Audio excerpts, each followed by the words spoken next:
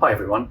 No matter your profession, location, or role, it's very likely that much of your interaction right now is virtual.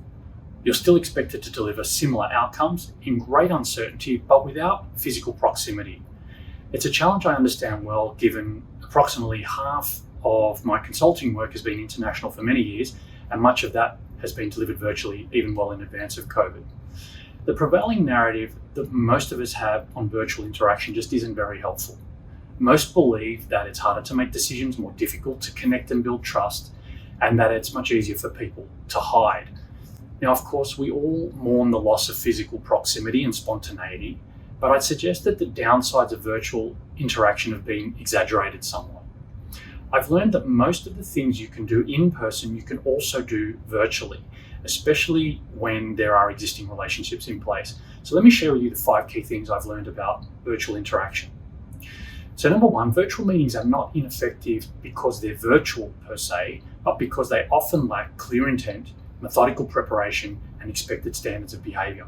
In other words, exactly the same issues that plague face-to-face meetings.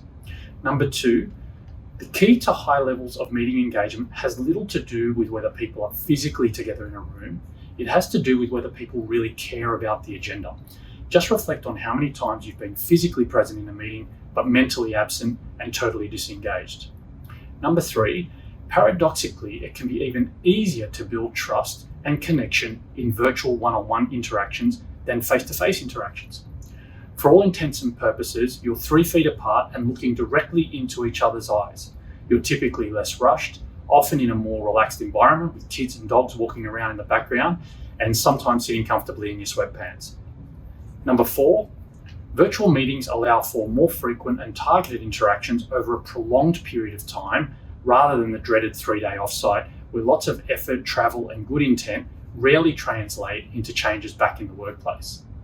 And finally, number 5, with the effective use of technology, virtual meetings can actually create greater levels of authenticity and honesty than face-to-face meetings, where people can be fearful or reluctant to raise sensitive issues openly.